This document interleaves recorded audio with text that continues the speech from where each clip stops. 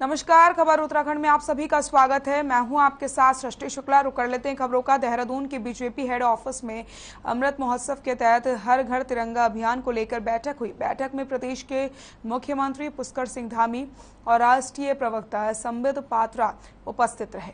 देश भर में 20 करोड़ से ज्यादा घरों में इस अभियान के तहत तिरंगा फहराया जाएगा। 13 अगस्त को प्रदेश में 230 मीटर लंबे तिरंगे झंडे के साथ यात्रा निकाली जाएगी। हर घर तिरंगा अभियान के तहत उत्तराखंड प्रदेश में बीजेपी ने 12 लाख झंडे बनवाए हैं। बैठक से पहले बीजेपी ऑफिस में तिरंगा विक्रय केंद्र का मुख्यमंत्री पुष्कर सिंह धामी ने उद्घाटन किया।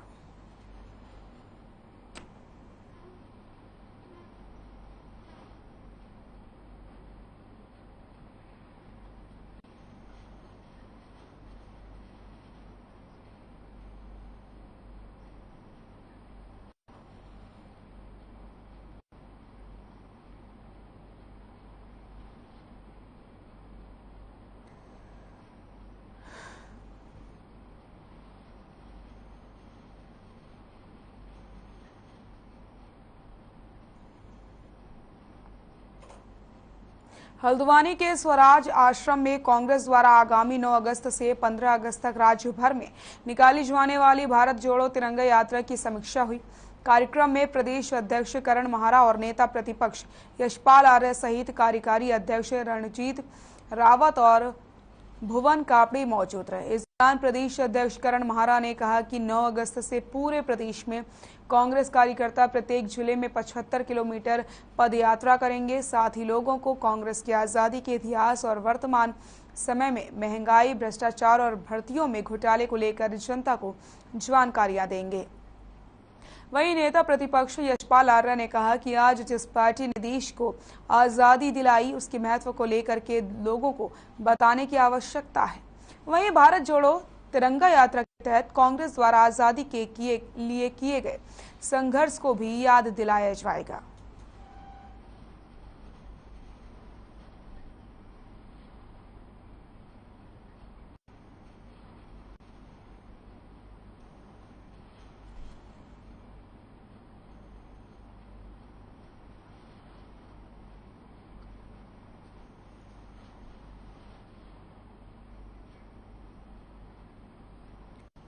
तो भारत जोड़ो तिरंगा यात्रा को लेकर के बैठक का आयोजन किया गया हल्द्वानी में।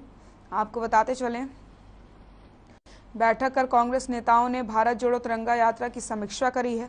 कांग्रेस अध्यक्ष करण महारा और नेता प्रतिपक्ष यशपाल आर्य समेत कई नेता मौजूद रहे। 9 से 15 अगस्त तक प्रदेश भर में तिरंगा यात्रा निकाली जाएगी।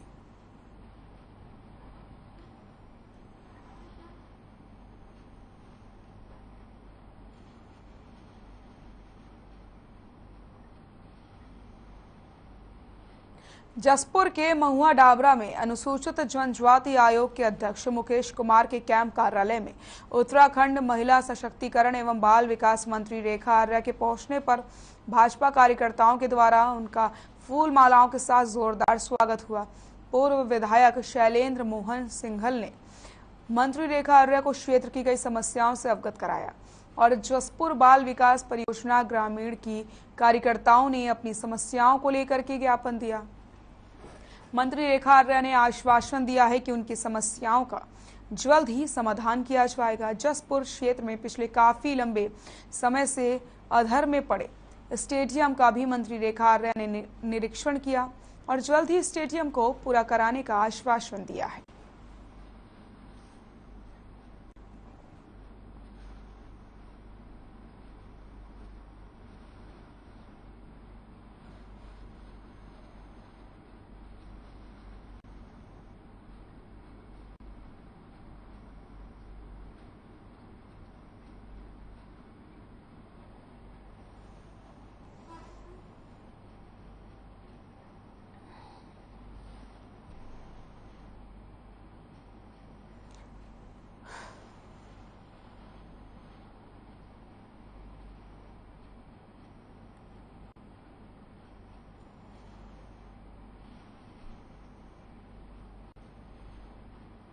काशीपुर पहुंची कैबिनेट मंत्री रेखा आर्या ने धामी सरकार की उपलब्धियों को सामने रखा।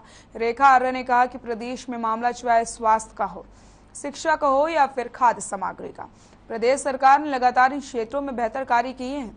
साथ ही उन्होंने कहा कि सरकार इस ओर भी ध्यान दे रही है कि तमाम योजनाओं को बेहतर से बेहतर कर जनता के सामने रखा जाए और जनता को इसका लाभ पहुंचाया जाए।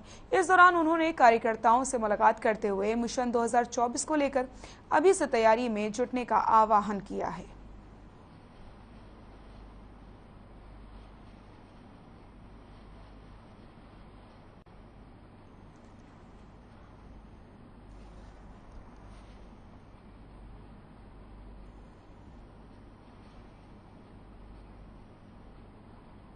देखिए, आंगनबाड़ी बहनों के मानदेय का विषय है, तो हम लोग अप्रैल तक का मानदेय आंगनबाड़ी बहनों को जा चुका है। कुछ खातों में दिक्कत है आंगनबाड़ी बहनों के, जो कि PFMS खाता से जुड़ा हुआ होना चाहिए।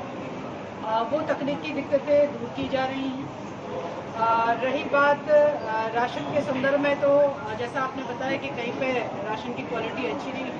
यदि पर्टिकुलर आपको किसी दुकान की या किसी स्थान की आपकी शिकायत है तो मुझे बताने का काम है। शिवा जी, मेयर उषा चौधरी जी, हमारे महिला सशक्तिकरण, खेल, खाद्य विभाग ऐसी हमारे बीच में, और जो पिछले कार्यकाल में भी हमारे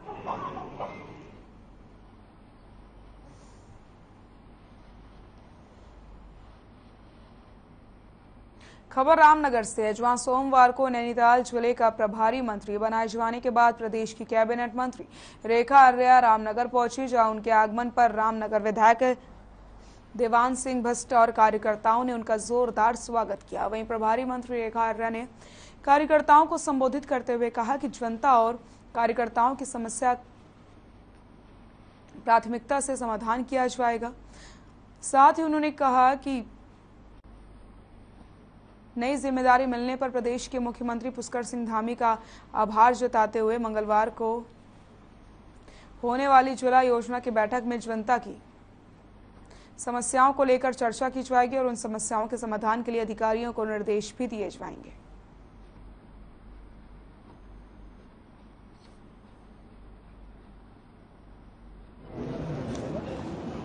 देखिए, जनपद नैनीताल की जिला योजना की बैठक होनी थी, उस निमित्त आज आना हुआ है। कल जिला योजना की बैठक है। निश्चित रूप से जो नैनीताल जनपद के अपने पंचायती क्षेत्र हैं, वहाँ पे जो विकास कार्य प्रस्तावित है उसका अनुमोदन होना है, तो उसी निमित्त आना हुआ। कार्यकर्ताओं के साथ में वार्तालाप हुई और आम जनमानस जिनकी जो समस्याएं थी उन्होंने यहाँ पर विषय रखा है, तो सबसे मुलाकात करते हुए नैनीताल जनपद के विषयों को जानते हुए आने वाले समय में उसका समाधान करने का जो है किस तरह से किया जा सकता है, वो सारी परिप्रेक्ष्य में परिचर्चा हुई है। तो आज नैनीताल आगमन इसी परिप्रेक्ष्य में जिले के रूप में स्थापित करने का काम करेंगे। इन्हीं बातों के साथ देती हूँ। आप सबका बहुत बहुत धन्यवाद, बहुत बहुत आभार। धन्यवाद माननीय मंत्री जी, आपने अपने विचारों को रखे और अपने विचारों को रखे इस स्वागत कार्यक्रम के समापन।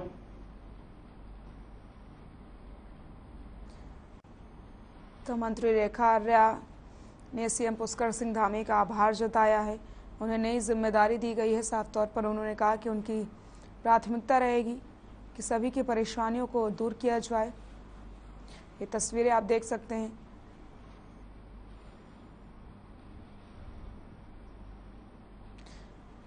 समस्या का समाधान उनके लिए प्राथमिकता है और उसके बाद किसी और उनकी तरफ से ध्यान दिया जाएगा। तो रामनगर पहुंची मंत्री रेखा आर्या, ये तस्वीरें आपके सामने।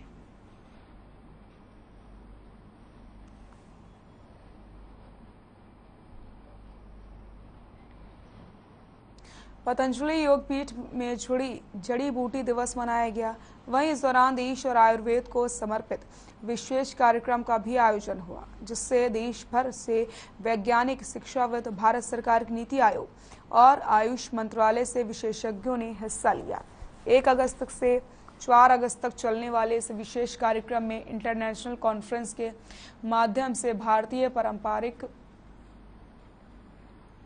औषधि विज्ञान के समाज पर प्रभाव एवं उद्योग में भारतीय चिकित्सा की संभावनाओं पर शोध पत्र प्रस्तुत किए जाने वाले हर दिन विशेष रूप से कार्यक्रम होंगे, जिसमें आचार्य बालकृष्ण की ओर से रचित 75 पुस्तकों का विमोचन भी शामिल है। अपने 50 साल की उम्र में आचार्य बालकृष्ण ने कई कीर्तिमान स्थापित किए हैं, जो अपने आप में वर्ल्ड रिकॉर्ड है। कार्यक्रमों की श्रृंखला में आज पहला दिन कृषि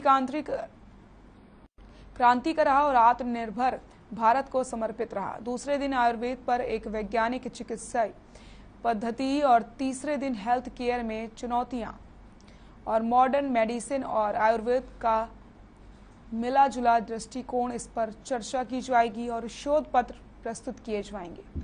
4 अगस्त को पतंजलि के कार्यकर्ता देश भर में लाखों की संख्या में रक्तदान कर रिकॉर्ड स्थापित करेंगे। इसके साथ ही देश भर में औषधीय पौधों का पौधारोपण किया जाएगा।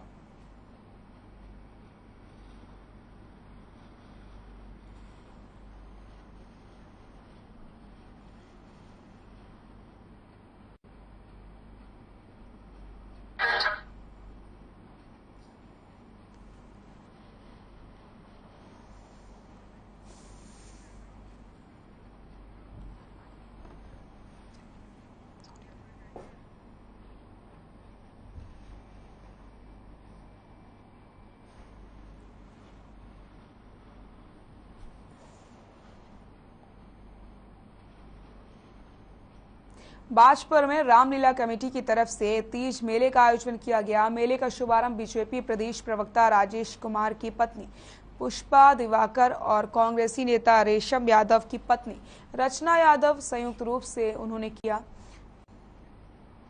इस दौरान मेले में छोटे बच्चों ने रंगारंग कार्यक्रम प्रस्तुत किए। वहीं पुष्पा दिवाकर ने कहा कि तीज का पर्व महिलाओं के लिए उमंग लेकर आता है, जिसमें महिलाएं सज धज कर मेले में पहुंचती हैं। वहीं रचना यादव ने कहा कि मेले में विभिन्न प्रतियोगिताएं आयोजित की गई, जिसमें महिलाएं बढ़ चढ़ करके भाग लेती हैं।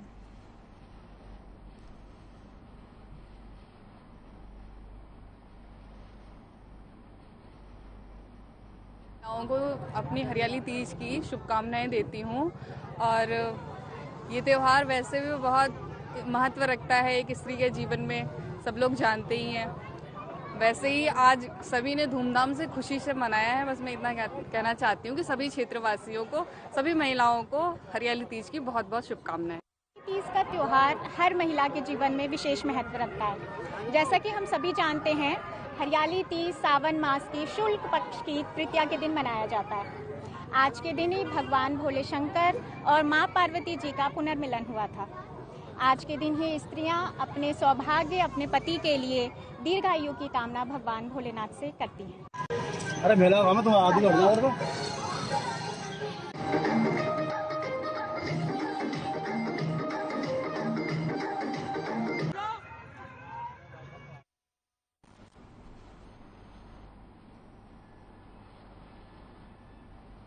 खटीमा में सूदखोरों से तंग आकर प्रताड़ित अकील अहमद बीते 4 जुलाई को आत्महत्या करने के मामले में पुलिस ने खुलासा कर दिया है।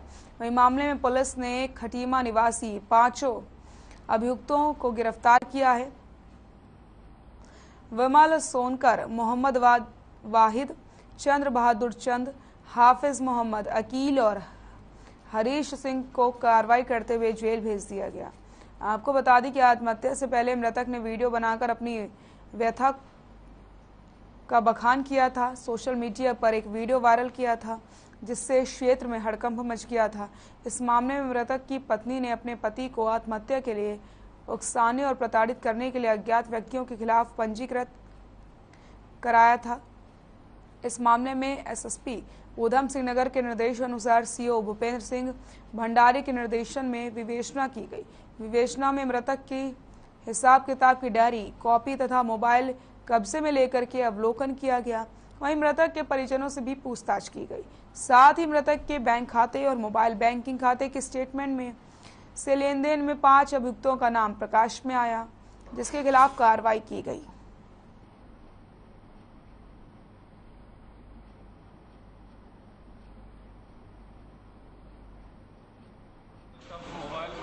घटना हुई थी यहाँ पर 4/7/2022 को 4 जुलाई 2022 को हुई थी। जो वकील अमर था उसने ब्याजियों से परेशान होकर के फांसी लगा करके अपनी आत्महत्या की थी। जो फांसी लगाने से पूर्व उसने अपने वीडियो में जो है उसको वायरल किया था। उसी के अनुसार उनकी पत्नी की तहरीर के आधार पर जो है एक यहाँ पर अभियोग पंजीकृत किया गया था।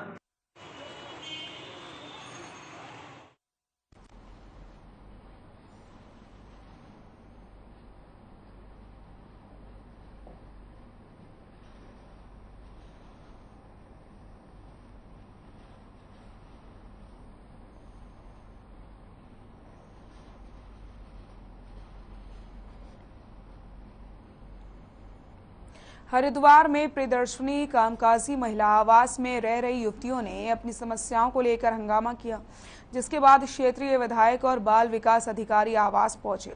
आपको बता दें कि आवास को पीपीपी मोड पर देने के बाद से समस्याएं अधिक होती जा रही हैं। युवतियों ने बताया कि आसपास के क्षेत्र की कंपनियों में कार्यरत 19 युवतियां आवास में रहती हैं। पीपीपी मोड पर देने के बाद सभी को बाहर निकाला जा रहा है। इसके साथ ही कमरों का किराया भी बढ़ाया जा रहा है और किसी भी प्रकार की सुविधाएं नहीं दी जा रही। वहीं डीपीओ सुलेखा ने बताया कि रसोई घर और कमरों की हालत बहुत खराब है, जिसमें कार्य के लिए कमरे खाली कराए जा रहे हैं। विधायक रवि बहादुर ने कहा कि जब तक कार्य होना है तब तक युवतियों के लिए वैकल्पिक व्यवस्था की जाए।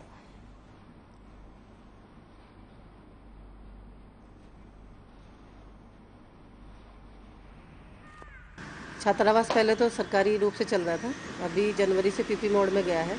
तो चार्ज हैंडओवर हुआ है अभी 12 जुलाई को। समाधान ये होगा कि जो रूल के अकॉर्डिंग जो भी होगा वो दोनों तरफ से रहेगा, इधर से भी, जो कंपनी की तरफ से भी और छात्राओं की तरफ से भी। देखिए, ये इंदिरा कामकाजी महिला छात्रावास है, वर्किंग हॉस्टल फॉर वुमेन है, और ये कांग्रेस की सरकार में इसका बनाया गया था। जब से ये चल रहा है, अब इसमें कुछ चीज़ें ख़राब की जा रही हैं। इसको पीपीपी मोड में दिया गया है और पीपीपी मोड में देने के बाद इसका सीधा किराया जो सुनने में आ रहा है, अभी मेरी बात हुई है तो वो अभी तो मना ही कर रहे हैं, बट जो लड़कियां बता रही है यहाँ की जो रहने वाली है, वो कह रही है कि ये 600 गुना इसका किराया बढ़ा दिया गया है। पहले 1000 रुपये पर कमरा था, अब उसको 6000 या 7000 रुपये करने की तैयारी चल रही है। समस्या ये है, हमारा ना 1000 रुपये रेंट था, तो एकदम से इन्होंने 6600 कर दिए। तो सर हम ये चाह रहे हैं कि हम यहीं रहें, और इन्होंने ना हमसे ये बोला, मैं अपने घर से आई हुई थी तभी इन्होंने ये बोला कि रूम खाली करो। तो सर मैंने रूम भी नहीं देखा था कहीं, इन्होंने बोला नहीं आज ही तुम्हें खाली करना है। तो मैंने ना फिर इस बात में कोई डिसीजन नहीं लिया। फिर सर ये था 1000 रुपये था, सर हमारा 2000 हो जाए, हद से ज्यादा हम इतना ही दे सकते।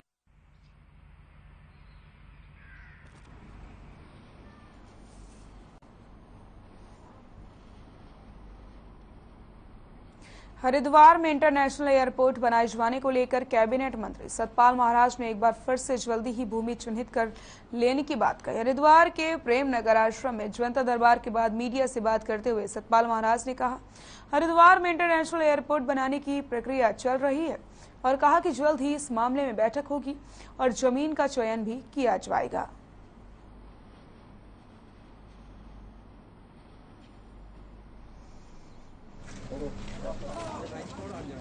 हाँ, हरिद्वार इंटरनेशनल एयरपोर्ट का काम चल रहा है और माननीय हमारे राज्यपाल महोदय भी उसमें बड़े इंटरेस्टेड हैं और उसकी कार्रवाई जारी है और हम आगे जाकर के बैठक करने वाले हैं। भूमि का भी हम चयन कर रहे हैं और चयनित होने के बाद उसकी कार्रवाई की जाएगी।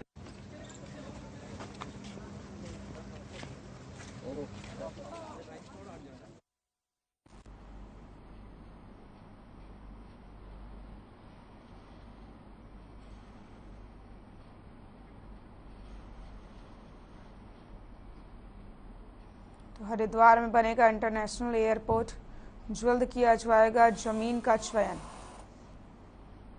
हरिद्वार पहुंचे कैबिनेट मंत्री सतपाल महाराज का बयान सामने आया है कि जल्द ही जमीन का चयन होगा और इंटरनेशनल एयरपोर्ट बनाया जाएगा। तस्वीरें भी आपको दिखा रहे हैं। कैबिनेट मंत्री सतपाल महाराज का बयान सामने आया।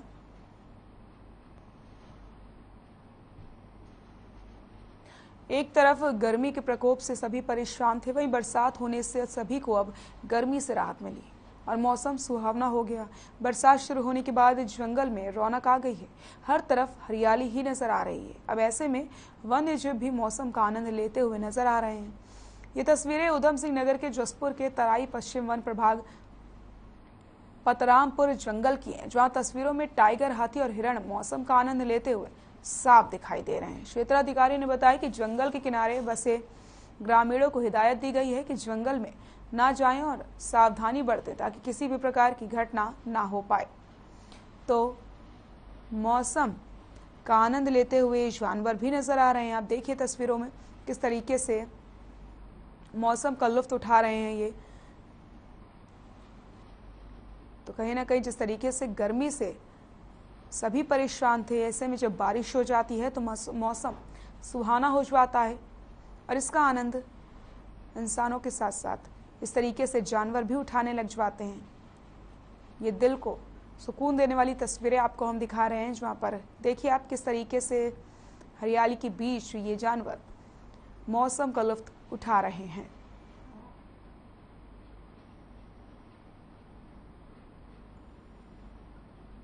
इस समय हमारा मानसून सीजन प्रारंभ हुआ है।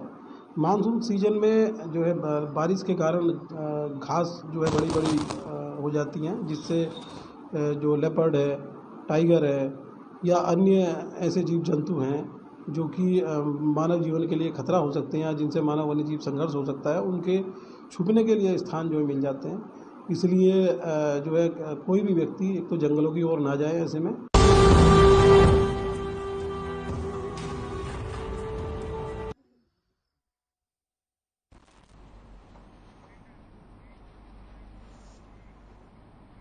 खबर उत्तराखंड में फिलहाल के लिए इतना ही। देखते रहिए हर खबर। नमस्कार।